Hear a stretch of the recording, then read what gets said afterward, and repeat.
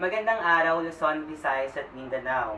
Dahil sa napapanahong isyu ngayong Pasko, nagsagawa ang mga katikista ng Holy Family Parish ng isang survey kung saan titimbangin o tinitimbang kung sino ang mas mahalaga ngayong Kapaskuhan, si Santa Claus nga ba o si Jesus?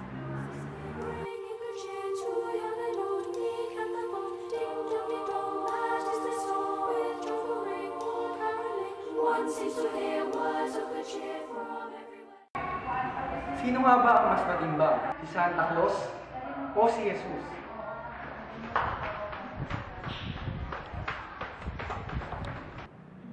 Magandang araw mga ka-parishioner. Narito nga pala si Professor Nika upang ipakilala sa atin kung sino nga ba si Santa Claus.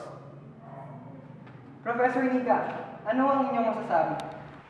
Santa Claus ay kilala bilang isang lalaking masayahin at makapula at may puting bigote. May mga dala siyang regalo. Siya ay nagmula sa bansang Turkey at kasalukuyang santo ng mga babaeng hindi at hindi pa kinakasal. Ang totoong pangalan niya ay Saint Nicholas.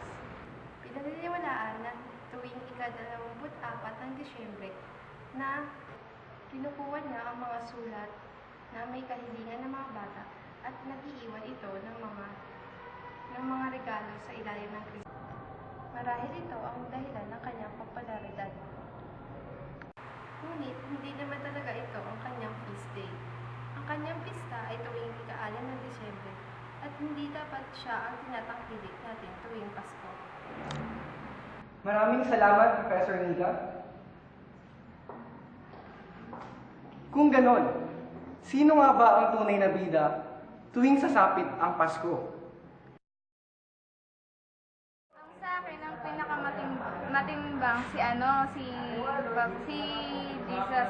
Kasi, di ba, ang Pasko hindi naman abot lahat talaga kay Santa Claus. Kasi dito si Santa Claus, ang alam ng mga bata, nagbibigay ng regalo. Pero ang totoo talaga si Jesus kasi, yung sa December 25 birthday niya yun. Para sa akin, mas matimbang syempre si Jesus. Tsaka nung bata pa lang talaga ako, hindi ko naman inaabangan si Santa Claus. Mas matimbang sa akin si Jesus. Kasi si Santa Claus, parang inibento lang siya para sa mga bata, magpapasaya. Pero hindi naman, di ba, pag sinabing Christmas, hindi kahulugan yung regalo.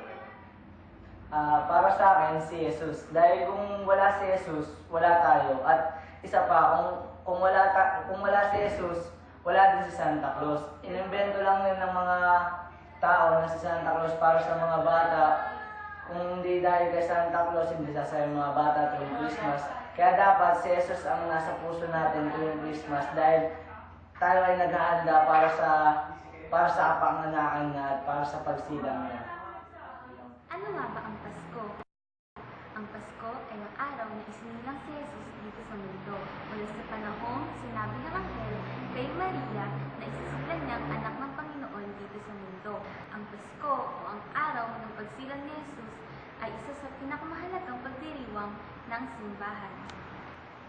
Kinikilala natin si Jesus bilang isang regalo mula sa ating Panginoon. Ito ang regalo na higit pa sa laruan, pagkain o kahit anumang bagay. Si Jesus, siya ang tunay na bida ngayong Pasko.